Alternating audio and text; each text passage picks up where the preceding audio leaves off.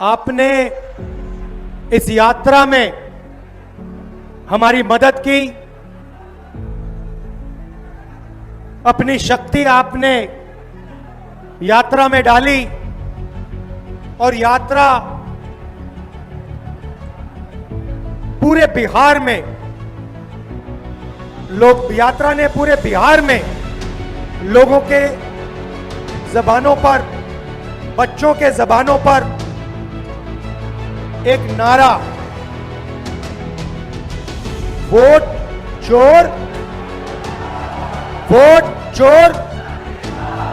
अभी मैं आ रहा था, छोटे छोटे बच्चे थे, छोटा सा ग्रुप था, मैं वहां से निकला, मेरी ओर देखा और कहा नरेंद्र मोदी वोट चोर। छोटे बच्चे, 6-6 साल के बच्चे अब बात समझ गए हैं कि हिंदुस्तान में वोट चोरी की जा रही है। अब देखिए,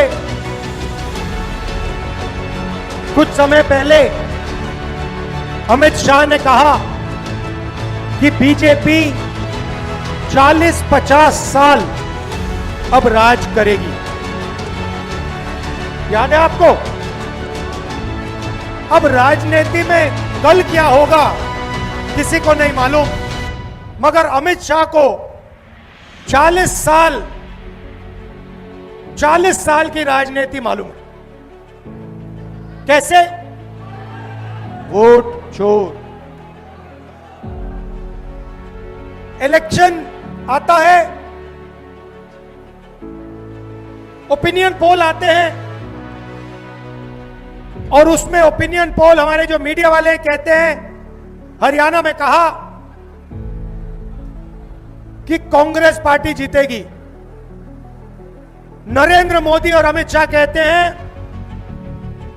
बीजेपी जीतेगी और आंकड़े देते हैं 300 पार। 2014 में,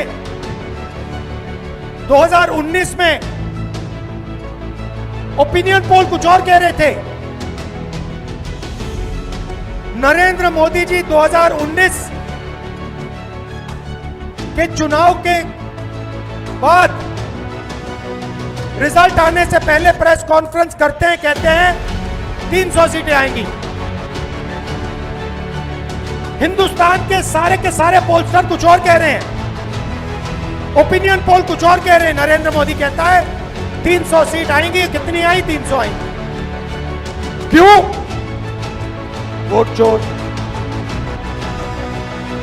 भाइयों और बहनों, सच्चाई है कि ये पहले गुजरात में शुरू हुआ। ये 2014 से पहले गुजरात में शुरू हुआ और 2014 में नेशनल लेवल पे ये लोग इसको लाए। गुजरात मॉडल आर्थिक मॉडल नहीं है, गुजरात मॉडल वोट चोरी करने का मॉडल है। और इस मॉडल को ये 2014 में नेशनल लेवल पे लाए। आप देखिए, मध्य प्रदेश का चुनाव चोरी किया, हरियाणा का किया, महाराष्ट्र का किया। हम कुछ बोलते नहीं थे क्योंकि सबूत नहीं था, मगर महाराष्ट्र में सबूत मिल गया। इन्होंने कुछ ज्यादा कर दिया।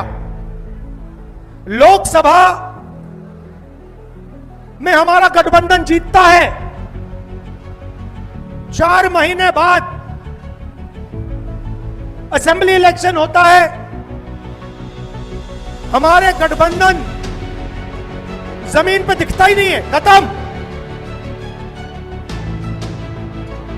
फर्क क्या था? फर्क था कि लोकसभा में जितने वोट हमें मिले उतने ही हमें विधानसभा में मिले। इलेक्शन कमीशन ने लाखों वोट जोड़े, तकरीबन 1 करोड़ वोट लोकसभा के बाद जोड़े। वो सारे के सारे वोट बीजेपी के खाते में जाते हैं और उन वोटों से बीजेपी चुनाव जीतती है। हमने इलेक्शन कमीशन से पूछा हमें वोटर लिस्ट दीजिए, कहते नहीं देंगे। हमने कहा वीडियोग्राफी दिखाइए, कहते नहीं देंगे। और उसके बाद कानून बनाते हैं कि 45 दिन में वीडियोग्राफी खत्म कर दो, डिस्ट्रॉय कर दो।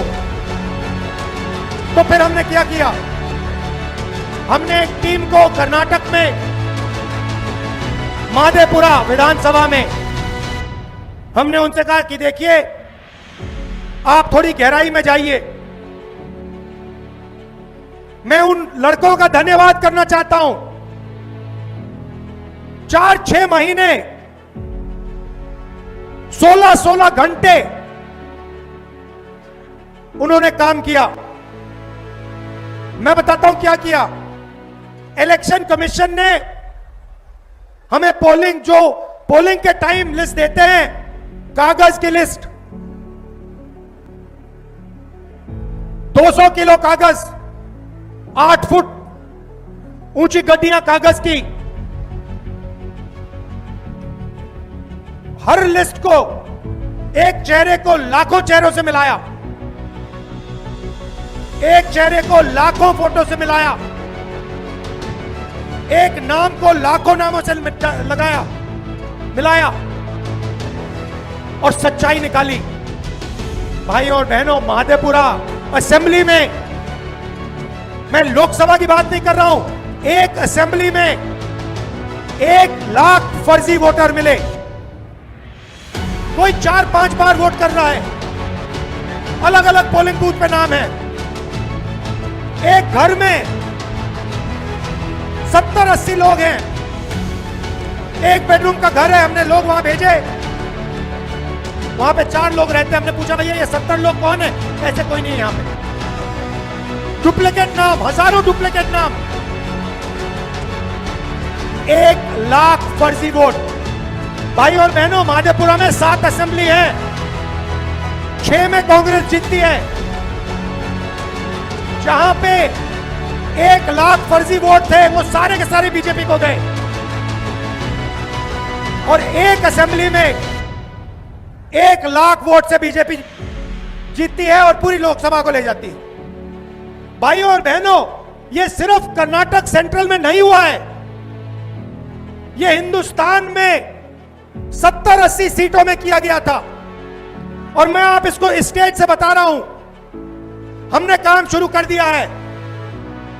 माधेपुरा पहला कदम है।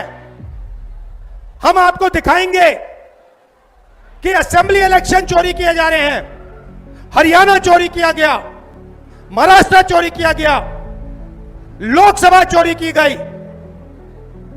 हम दिखाएंगे आपको सबूत के साथ, जैसे हमने माधेपुरा में दिखाया, सबूत के साथ हम आपको दिखाएंगे।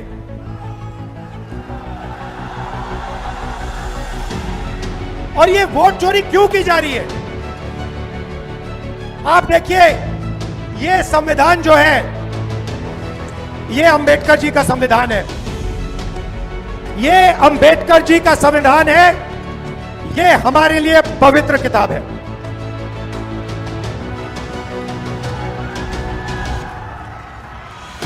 इसको दुनिया की कोई शक्ति नहीं छू सकती है।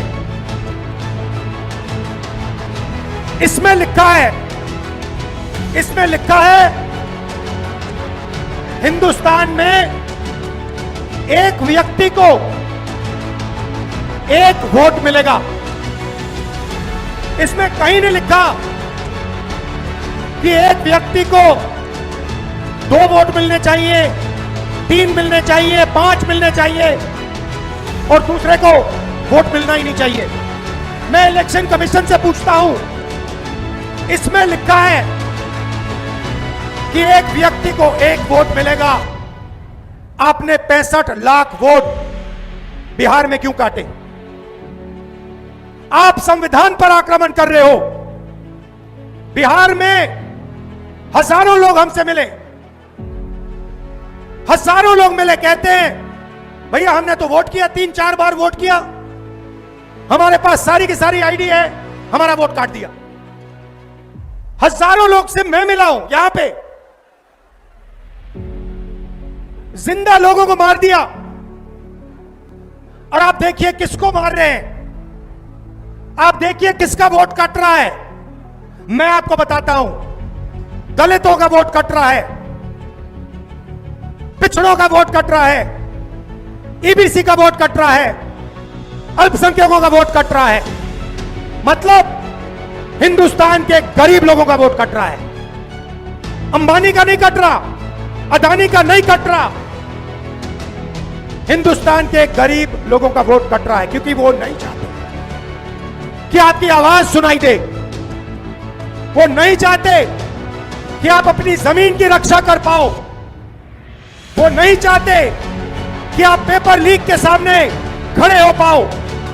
वो नहीं चाहते कि आपके बच्चों को रोजगार मिले, इसलिए इस पर आक्रमण कर रहे हैं। भाई और बहनों, इसके बिना हिंदुस्तान के गरीबों के पास कुछ नहीं है। जो अधिकार आपको मिले हैं वो इस किताब से मिलते हैं, और ये कोई नई किताब नहीं है। इसमें सोच जो है हजारों साल पुरानी है। यहां पे स्टालिन जी आए, इसमें पेरियार जी की सोच है। यहां पे वेणुगोपाल जी बैठे हैं, इसमें नारायण गुरु जी की सोच है। इसमें अंबेडकर जी की सोच है, इसमें फूले जी की सोच है, इसमें गांधी जी की सोच है, इसमें भगवान बुद्ध की सोच है, इसमें कबीर की सोच है। यह हमारी आत्मा की किताब है। और मैं बता रहा हूं, अगर वोट चोरों ने यह सोच रखा है कि ये भारत माता की आत्मा को चोट पहुंचाएंगे, तो ये इस देश को, इस देश के जनता को, इस देश के युवाओं को नहीं समझे हैं। भाई और बहनों, मैं आपको गारंटी देके कह रहा हूं, और अच्छी तरह सुनिए, नरेंद्र मोदी वोट चोरी करके चुनाव जीतता है। नरेंद्र मोदी वोट चोरी करके, वोट कटवा के, वोट बढ़ा के चुनाव जीतता है। और नरेंद्र मोदी और अमित शाह की मदद हिंदुस्तान का इलेक्शन कमीशन करता है। और सुनिए, 2023 में जब हमें बात समझ आनी शुरू हुई, जब हमें सबूत मिलना शुरू हुआ, एक नया कानून आता है। लोकसभा में, राज्यसभा में चुप्पे चुप्पे एक नया कानून आता है, पास हो जाता है, किसी को नहीं पता, दिन में पास किया जाता है। पता है क्या कानून था? कानून था कि कुछ भी हो जाए, इलेक्शन कमिश्नर कुछ भी कर दे, उनके खिलाफ कानूनी कार्रवाई नहीं की जा सकती। अब आप मुझे बताओ, ऐसे कानून की क्या जरूरत? अगर ईमानदारी से इलेक्शन कमिश्नर काम कर रहा है, तो ऐसे कानून की क्या जरूरत? भाई और बहनों, किसान को पीटकर जेल में डाल देते हैं, मजदूर को 2 जूते मारकर जेल में डाल देते हैं, युवा पेपर लीक के बारे में धरना देता है, लाठीचार्ज होता है, अंदर कर देते हैं, एफआईआर लग जाते हैं। मगर हिंदुस्तान के इलेक्शन कमिश्नर के खिलाफ कोई एफआईआर नहीं कर सकता है, कोई कानून नहीं एक्शन ले सकता है। क्यों? इसका एक ही कारण है, ये लोग नरेंद्र मोदी की वोट चोरी में मदद कर रहे हैं। और वोट चोरी हिंदुस्तान के ईबीसी, दलित, ओबीसी, अल्पसंख्यक और गरीब जनरल कास्ट के खिलाफ आक्रमण है। यह आपको खत्म करने का तरीका है। ये यहां नहीं रुकेंगे। आप ये मत सोचो कि भैया वोट ले लिया तो क्या हुआ, इसके बाद राशन कार्ड जाएगा, उसके बाद जमीन जाएगी। और जो आजादी से पहले समय था, जहां आपका अपमान किया जाता था, आपको कोई अपॉर्चुनिटी नहीं मिलती थी, आपको शिक्षा नहीं दी जाती थी, आपके माता पिता, उनसे पूछिए आजादी से पहले क्या होता था। जो राजा चाहता था कर लेता था, जो भी मन में आता था वो कर लेता था। जमीन अच्छी लगी जमीन ले लेता था।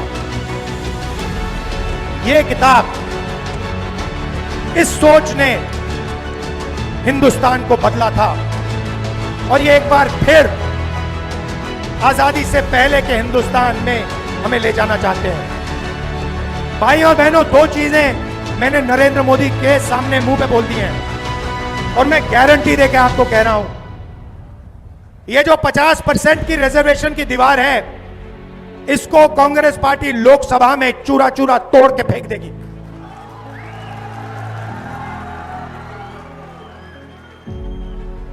इसका चूरा बना के हम परे कर देंगे। भाइयों और बहनों, कॉर्पोरेट इंडिया देखिए, मीडिया देखिए, मैं आपसे पूछना चाहता हूं, हिंदुस्तान के बड़े बड़े एंकर्स हैं, टीवी पे आते हैं, आप इन सबको जानते हो।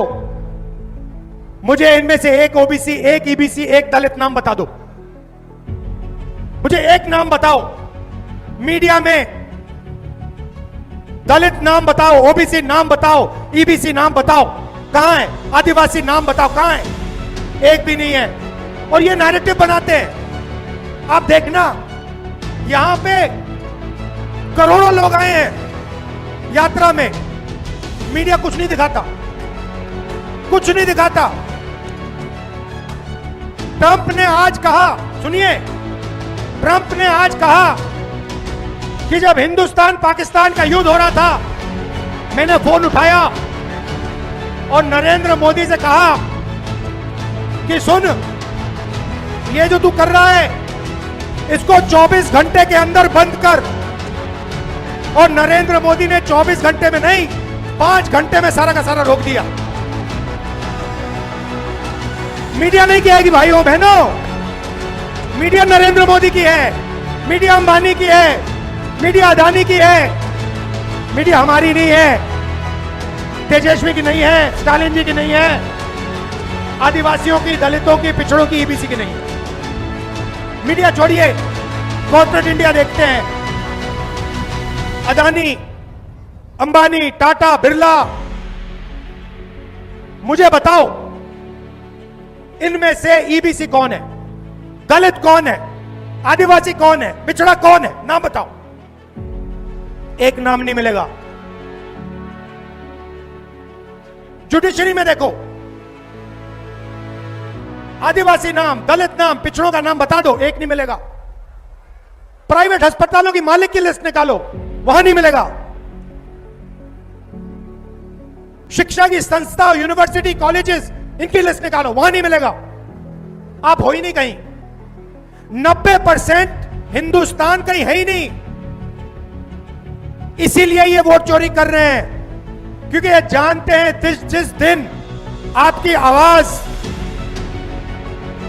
ठीक से सुनाई दे गई, उस दिन हिंदुस्तान बिल्कुल बदल जाएगा। इसीलिए दूसरी बात मैंने नरेंद्र मोदी से कही, सामने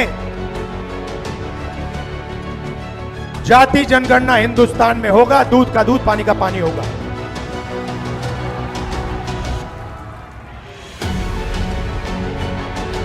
ये जो प्रदेश है, ये क्रांति का प्रदेश है। अंग्रेजों को बिहार ने ही हराया था, चंपारण में बात शुरू हुई थी। वैसे ही ये जो वोट चोरी की जो आग है, ये बिहार में फैल गई है और अब बिहार से पूरे हिंदुस्तान में फैलेगी। आप देखना क्या होता है, क्योंकि पिछले 10 साल से पूरे हिंदुस्तान का बेवकूफ बनाया जा रहा है और हम सबूत के साथ आने वाले समय में आपको दिखा देंगे। जैसे माधेपुरा में दिखाया, वैसे आपको हम दिखाएंगे कि पिछले 10 साल नरेंद्र मोदी, अमित शाह और इलेक्शन कमीशन वोट चोरी कर रहे हैं और आपकी आवाज, आपके दिल की आवाज को दबा रहे हैं। आप सब आए, आपने यात्रा की मदद की, आपने हम सबकी मदद की, दिल से मैं आपका धन्यवाद करता हूं। आपके बिना, आपकी शक्ति के बिना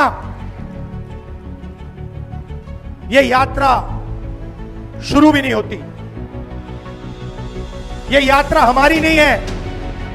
आप ये मत सोचो कि यात्रा तेजस्वी जी, भट्टाचार्य जी, साहनी जी, राहुल गांधी हम कर रहे हैं। नहीं, यात्रा आपकी है, आपकी आवाज है यात्रा में। हम आपकी आवाज के साथ खड़े हैं, मगर शक्ति आप में है, ज्ञान आप में है और आप में देश को बदलने की ताकत है। बिहार के युवाओं से मैं कहना चाहता हूं, नरेंद्र मोदी जी ने, अमित शाह ने, अंबानी और अदानी ने आपके हाथ से आपका रोजगार छीना है, आपके हाथ से आपका भविष्य छीना है। बिहार को रोजगार की जरूरत है, बिहार को बदलाव की जरूरत है, बिहार को प्रगति की जरूरत है। वोट चोरी रोकना प्रगति और रोजगार के लिए पहला कदम है।